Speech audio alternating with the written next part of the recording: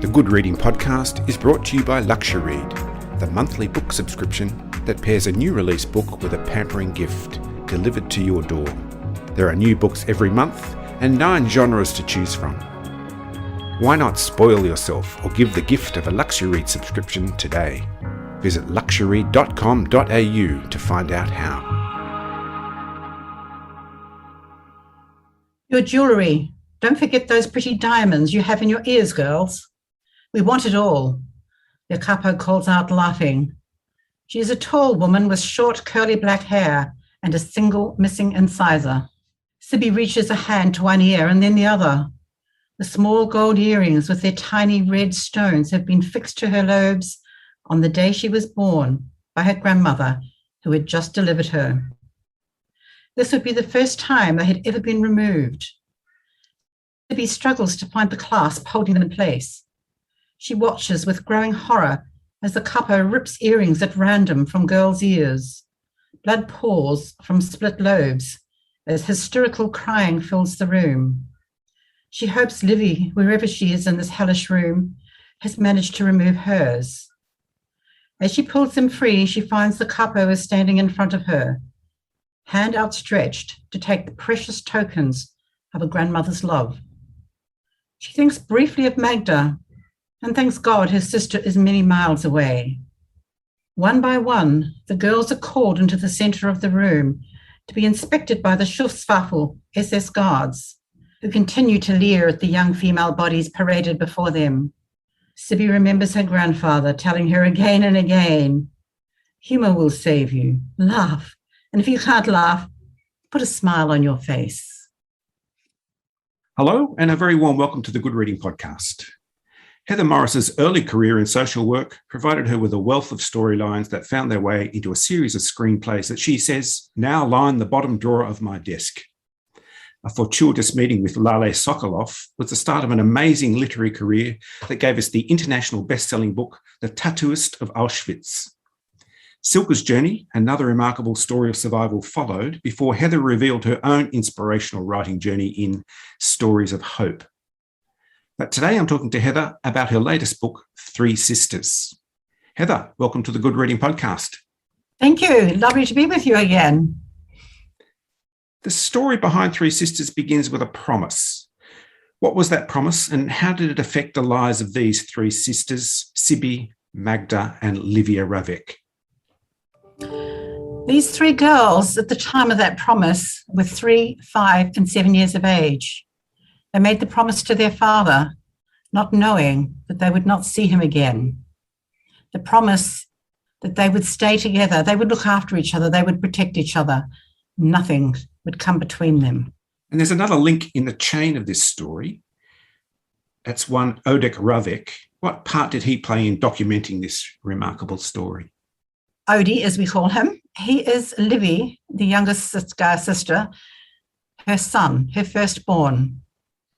He is, as Livia said to me many, many times, the reason she stopped crying herself to sleep every night, which she did for 10 years, from the day she left Auschwitz-Birkenau to the day she gave birth. He lives in Toronto in Canada, and he picked up a copy of The Tattooist of Auschwitz on his way to visit his mum in Israel. I'm so grateful that Canada, being one of only 2 countries that took the Australian cover, because if they hadn't, I may never have heard about Livia, Magda and Cibi.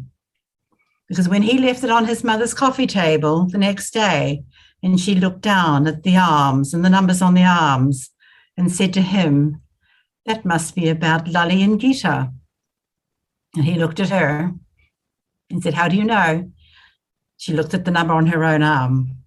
"Look, they're 3 away." From that full statement, he contacted me, but only after his mother had not slept for nearly 2 days as she read the book in its entirety and said, "Contact that lady. I need to tell her more." It's really interesting how just a series of numbers, of very innocent numbers, can connect and reconnect these people over time. And the way that number in a sense, expresses a bond between these people, that the experiences that they underwent. And these three sisters, Cibi, Magda and Livia, share that bond, a rather extraordinary bond. And I wondered, was that bond evident when you met them, and were you able to interview them together? Well, only Livia and Magda. Cibi died in 2015, so I never got to meet her. I got to meet all the rest of her family, her sons and their partners and her grandchildren and great-grandchildren. But yes, when I spent time with Livia and Magda together, it was actually very, very funny, because these two sisters, they banter. They have a go at each other. They have this sort of connection that, well, I guess all siblings have to some degree. But when you're seeing it playing out in a 95 and 97-year-old, and one is speaking English and the other one is answering in Hebrew, and they're trying to then translate to me, it's just a beautiful, beautiful situation to be in. And I'm so honoured to have been able to spend time with the two of them, both separately and together. And did that change the way that they told their story, how they related their story to you? In a funny way, because one would remember something and jog the memory of the other. And I had this hilarious situation play out with them, because after I no longer could go to Israel, thank you, COVID, I had to then talk to Livy, who is the most English proficient. I would talk to her on WhatsApp video, and her daughter would go around, we'd get on the video and we'd be chatting away, and I'd ask her something and she'd go, just a minute. And she would pick up her home phone, and I would just hear this conversation in Hebrew, and I would look at her daughter, who was absolutely cackling herself laughing. And it translates that Livy would ring up Magda and say, do you remember such and such? Because Heather's just asked me about it. And if Magda said no, then Livy would say, well, that's not fair. You have to remember the things that I don't remember, and I will remember the things that you don't remember. And she'd be having a go at her. Why don't you remember? After such tragic and life-altering experiences, how do these people forgive and find balance in their lives? Because their bond of loving each other is stronger than any evil that's been perpetrated on them. And they, as like every survivor says, we owe it to those who did not survive to live the best lives we can. That doesn't mean to say that they forgive or forget, never forget. And I just mentioned how Livy cried for 10 years every night. Her poor husband, he had to go to Cibi on the first night after their wedding and say, what am I doing wrong? Livy just cries herself to sleep. And Cibi went, oh yeah, you'll get used to it. That's what she does. The whole family, in fact, the extended family, is involved in this storytelling and involved in this experience that they underwent. Absolutely. And that's the beauty of my being able to tell it. The weird thing was that when I went to visit them the first time in Israel, and I spent about 2 or 3 days with Livy, and Odie was there from Canada, and his wife Pam, and her daughter Dorrit, and just Lee's family.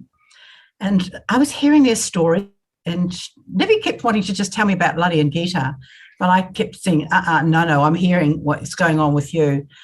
And I said to them, look, you really should find somebody here in Israel to tell your story to. You must. And Odie said, that's what I've wanted all my life. And then they said to me, have you been to Jerusalem? And I said, no. And they said, well, why don't you go? So they told me the next day I had to go to Jerusalem, and I did. And so the following day when I returned, it transpired they got all those other families together, Cibi's boys and their wives and their adult grandchildren, Cibi's and Magda's daughters, and they had this big family meeting and talked about approaching me and asking me would I write it. And every member of that family was on board. And so the next day I came back, they said, okay, we've had a meeting, you're it. This is history you're writing about, but you choose to express your books as fiction rather than non-fiction. What kind of freedoms or restrictions does that provide for you in your storytelling? I think it allows me to create in dialogue what was going on inside those camps and with those girls. It gives me the permission to write in current language what I am hearing from these girls. Yes, I do research as well, but to be able to reimagine those situations, having heard them from the mouths of those that were there, and then recreate them, or reimagine is how I like to put it, I think it can make the story more relatable. I'm not just giving you dates and facts and figures, the real emotion that comes from having lived that experience. If I can be good enough as a writer, that's what I bring to now these stories being read by the number of people that read them. And I suppose history is really made up of the collective experiences of individuals. Well, absolutely. And, in Hebrew, there is no word for history. They consider that their history must come from the memories of those that lived it. So that they don't look at history in the same way that we do.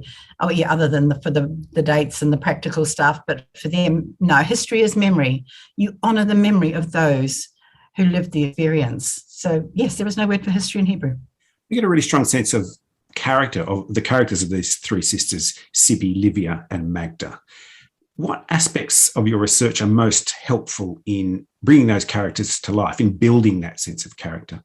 The more time I spent with them, the more I could see the playfulness, the more I could see that Magda was the serious one and the thoughtful one. And in the end, it became quite easy for me to go back and picture this woman who was sitting in front of me as this 15-year-old girl, innocent, utterly innocent, and playful. And to then see, they told me so much about Cibi, and Cibi's sons told me so much about what it was like living with their mother, that, again, I was able to see her as a teenager and a young woman quite easily in the end, because they were so tight with each other and knowing so much about how each other had been. And the beautiful thing about these three girls and women was how I was able to hear from their conversations and from their family conversations how they role reversed. They went from who was the supporting one at this point in time, keeping the other two going, keeping them alive, and who wanted to give up. And that role swapped in and out their entire lives, which is just incredible to think that after 2.5 years, the 15-year-old, now 17-year-old, was the one propping up the 21-year-old. And how when Magda joined them, she became the person who then kept them going, because she brought with her the memories of their home and of their family back home, having just been with them. Do you get a sense of how the people you write about, these three sisters and the other people in the story, they're real people, how they feel about being, I guess, for want of a better word, fictionalised? Well, all the family, including the sisters, their children and their adult grandchildren, all read the manuscript way before it went to the printers, and had the right to object to anything or want anything changed. And there was only one thing that I think Livia and Magda asked me to change, and they didn't think, and if I can tell you what it was, they didn't think that I handled their arriving back in Prague the way that they had experienced it. And so they then spoke to me some more and made me go back and rewrite that. But that was about all. These granddaughters, and they've all got granddaughters, and they've all write to me and contact me and say, I understand and know who my family is now because of how you've written up my family story. So they seem to think I'm giving to the generations to come the story that, well, our story's not written up. They die as we die, and only our children remember us. And they're very, very grateful for that. The Tattooist of Auschwitz, Silke's Journey, and now Three Sisters form a trilogy. And while that's quite a nice, neat number, you must have gathered a wealth of other stories and experiences through your years of research. So where to from here? Where to is actually going to be taking a break from writing. Yes, the next novel that I will embark on is being discussed with the publishers and I, and it will come out in due course, but I have not had a break. I've got out 4 books in under 4 years. I've decided I'd like to sit back and just enjoy the process of them being released as they are throughout the different countries, because it can take up to 6 months, sometimes 12, to get them translated and released in many of the other countries. I have invites to go to all these countries. And as soon as Qantas will get back in the air, I'm out of here. So I have asked for 6 months to be able to just enjoy the process of having a book being released globally and getting to as many countries as I can. And there's the whole issue of a certain mini-series of which development of that is progressing. And I'm involved in that as much as the producers will let me. Congratulations on the new book, Three Sisters, and thank you so much for joining me on the Good Reading Podcast. As always, my pleasure, sir. Thank you, and thank you to all the readers and the listeners. Just so happy to always connect with you. I've been talking to Heather Morris about her new book, Three Sisters. It's published by Echo and is available at goodreadingmagazine.com.au. My name's Greg Dobbs, and thanks for listening. This Good Reading Podcast was brought to you by Luxury. Why not spoil yourself or give the gift of a Luxury subscription today? Visit luxury.com.au to find out how.